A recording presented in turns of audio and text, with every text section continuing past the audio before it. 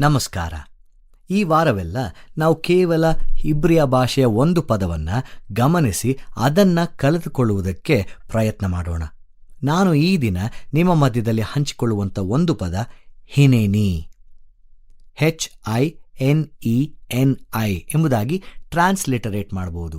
ಈ ಹಿನೇನಿ ಅನ್ನುವಾಗ ಇಬ್ರಿಯ ಭಾಷೆಯಲ್ಲಿ ಹಿಯರ್ ಐ ಆಮ್, ಈಗೋ ಇದ್ದೇನೆ ಅನ್ನುವಂತಹ ಅರ್ಥವನ್ನು ತರುವಂಥದ್ದಾಗಿರ್ತದೆ. ಈ ಹಿನೇನಿ ಅಥವಾ ಈಗೋ ಇದ್ದೇನೆ ಎಂಬುದಾಗಿ ಅನ್ನುವಂತಹ ಅನೇಕ ವಾಕ್ಯಗಳನ್ನು ನಾವು ಸತ್ಯವೇದದಲ್ಲಿ ಕಾಣ್ತೇವೆ. ಆದರೆ ಕೆಲವೊಂದು ವಾಕ್ಯಗಳನ್ನು ಮಾತ್ರ ನಾವು ಈ ವಾರವೆಲ್ಲ ಧ್ಯಾನ ಮಾಡೋಣ.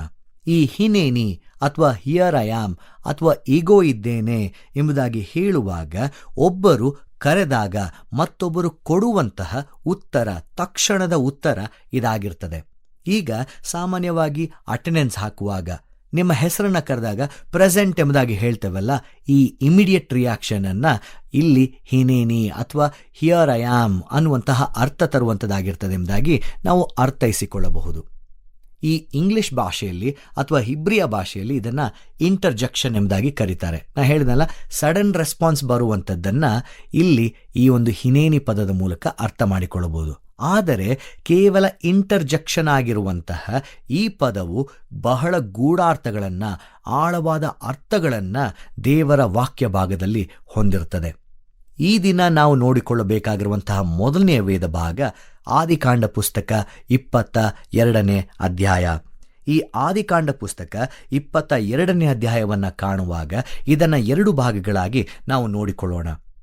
ಈ ಆದಿಕಾಂಡ ಪುಸ್ತಕ 22ನೇ ಅಧ್ಯಾಯದಲ್ಲಿ ಬಹಳ ಮುಖ್ಯವಾದಂಥ ಒಂದು ಘಟನೆ ನಡೆಯುತ್ತಲಿದೆ. ಅಬ್ರಹಾಮನು ತನ್ನ ಒಬ್ಬನೇ ಮಗನಾಗಿರುವಂತಹ, ವಾಗ್ದಾನದ ಮಗನಾಗಿರುವಂಥ ಈಸಾಕನನ್ನು ಯಜ್ಞವಾಗಿ ಸಮರ್ಪಿಸುವಂತಹ ಒಂದು ಘಟನೆ. ಈ ಘಟನೆಗಳಿಗಿಂತ ಮುಂಚೆ ಆಗುವಂಥ ಸಂಗತಿಗಳನ್ನು ನೋಡಿ. ಇಲ್ಲಿ ಈಸಾಕನು ಹುಟ್ಟುವುದಕ್ಕಿಂತ ಮುಂಚೆ ಇಷ್ಮಾಯೇಲನು ಹುಟ್ಟುತ್ತಾನೆ. ಇಷ್ಮಾಯೇಲಿನ ತಾಯಿ ಹಾಗೂ ಅಬ್ರಹಾಮನ ಹೆಂಡತಿಗೆ ವಾಗ್ವಾದಗಳು ನಡೆದು ಇಲ್ಲಿ ಫ್ಯಾಮಿಲಿ ಪ್ರಾಬ್ಲಮ್ ಎಲ್ಲ ಆಗಿ, ಆ ಫ್ಯಾಮಿಲಿ ಪ್ರಾಬ್ಲಮ್ಗಳನ್ನು ಸಾರ್ಟ್ ಮಾಡಿ ಮತ್ತೊಮ್ಮೆ ಈ ವಾಕ್ಯ ಭಾಗದ ಕಡೆಗೆ ಬರುವಾಗ ಅನೇಕ ಸಮಸ್ಯೆಗಳ ನಡುವೆ ದೇವರು ಅಬ್ರಹಾಮನನ್ನು ಕರೆಯುತ್ತಾರೆ. ಅಬ್ರಹಾಮನನ್ನು ಕರೆದಾಗ ಅವನ ಉತ್ತರ ಏನಾಗಿರ್ತದೆ?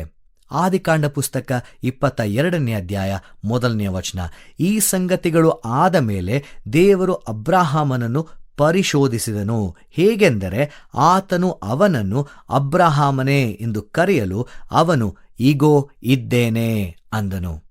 ಅಬ್ರಹಾಮನಿಗೆ ಈ ಒಂದು ಘಟನೆಯ ಪರಿಚಯ ಇರುವುದಿಲ್ಲ. ಯಾಕೆಂದರೆ ಇಲ್ಲಿ ವಾಕ್ಯ ಹೇಳುವಂಥದ್ದು ಈ ಸಂಗತಿಗಳು ಆದ ಮೇಲೆ ದೇವರು ಅಬ್ರಹಾಮನನ್ನು ಪರಿಶೋಧಿಸಿದನು ಎಂಬುದಾಗಿ ಬರಹಗಾರನು ಬರೆಯುತ್ತಿದ್ದಾನೆ. ಆದರೆ ದೇವರು ಅಬ್ರಹಾಮನನ್ನು ಯಾಕೆ ಕರೆದಿದ್ದಾನೆ ಅದು ಅಬ್ರಹಾಮನಿಗೆ ಪರಿಚಯವಿರುವುದಿಲ್ಲ. ಆದಾಗ್ಯೂ ದೇವರು ನನ್ನನ್ನು ಅನೇಕ ವರ್ಷಗಳ ಮುಂಚೆ ಆ ದೂರದ ಊರಿನಿಂದ ಕರೆತಂದು ಈ ವಾಗ್ದಾನದ ದೇಶಕ್ಕೆ ನಡೆಸಿದ್ದಾನೆ. ಹಾಗಾಗಿ ಏನಾದರೂ ಹೇಳಲಿಕ್ಕೆ ಇರಬಹುದು ಅನ್ನುವಂಥ ಉದ್ದೇಶದಿಂದ ಅಬ್ರಹಾಮನೇ ಎಂಬುದಾಗಿ ಕರೆಯುವಾಗ ಈಗೋ ಇದ್ದೇನೆ ಅನ್ನುವಂಥ ಪ್ರತ್ಯುತ್ತರ ಬರುತ್ತದೆ. ಇದು ಹಿನೇನಿ. ನಮ್ಮ ಉಪಸ್ಥಿತಿಯನ್ನು ಮೊದಲನೆಯದಾಗಿ ಇದು ತೋರಿಸುವಂಥದ್ದಾಗಿರ್ತದೆ. ಯಾರಾದರೂ ಕರೆದಾಗ ನಾವು ಪುನಃ ನೀಡುವಂತಹ ಪ್ರತ್ಯುತ್ತರ ಇದಾಗಿರ್ತದೆ. ಹಿನೇನಿ, ಹಿಯರ್ ಐ ಆಮ್, ಈಗೋ ಇದ್ದೇನೆ. ಇದಾದ ನಂತರ ಬರುವಂಥದ್ದೇ ಅಬ್ರಹಾಮನಿಗೆ ಸವಾಲನ್ನು ಒಡ್ಡುವಂತಹ ಒಂದು ಮಹತ್ತರವಾದಂತಹ ವಿಷಯ. ಆತನಿಗೆ ಎಷ್ಟು ಕಷ್ಟವಾಗಿದ್ದಿರಬಹುದು. ಪ್ರಿಯನಾಗಿರುವಂಥ ಒಬ್ಬನೇ ಮಗನಾದ ಇಸಾಕನನ್ನು ತೆಗೆದುಕೊಂಡು ಮೊರಿಯ ದೇಶಕ್ಕೆ ಹೋಗಿ ಅಲ್ಲಿ ಅವನನ್ನು ನಾನು ಹೇಳುವ ಒಂದು ಬೆಟ್ಟದ ಮೇಲೆ ಸರ್ವಾಂಗ ಹೋಮವಾಗಿ ಅರ್ಪಿಸಬೇಕು ಅಂದನು. ವಾಕ್ಯ 2. ಈ 2ನೇ ವಾಕ್ಯವಾದ ನಂತರ 3ನೇ ವಾಕ್ಯಕ್ಕಿಂತ ಮುಂಚೆ ಅದರ ಮಧ್ಯದಲ್ಲಿ ಏನು ನಡೆಯುತ್ತದೆ ನಮಗೆ ಗೊತ್ತಿಲ್ಲ. ತಂದೆಯ ಪ್ರತಿಕ್ರಿಯೆ ಏನು, ತಾಯಿಯ ಪ್ರತಿಕ್ರಿಯೆ ಏನು, ಈಸಾಕನು ಏನೇನೆಲ್ಲ ಪ್ರಶ್ನೆ ಕೇಳಿದ್ದಿರಬಹುದು, ತಂದೆಯಲ್ಲಿ ಅಥವಾ ತಾಯಿಯಲ್ಲಿ ಯಾವ್ಯಾವ ರೀತಿಯಾದಂಥ ಒಂದು ಭಯ ಇದ್ದಿರಬಹುದು, ಇದೆಲ್ಲ ನಮಗೆ ಗೊತ್ತಿಲ್ಲ. ಆದರೆ 3ನೇ ವಾಕ್ಯದಲ್ಲಿ ನಾವು ಕಾಣುವಂಥದ್ದು, ಬೆಳಿಗ್ಗೆ ಅಬ್ರಹಾಮನು ಎದ್ದು ಕತ್ತೆಗೆ ತಡಿ ಹಾಕಿಸಿ ಯಜ್ಞಕ್ಕೆ ಬೇಕಾದ ಕಟ್ಟಿಗೆಯನ್ನು ಓಡಿಸಿ ತನ್ನ ಸೇವಕರಲ್ಲಿ 2 ತನ್ನ ಮಗನಾದ ಈಸಾಕನನ್ನು ಕರೆದುಕೊಂಡು ಹೋಗುವಂಥದ್ದು.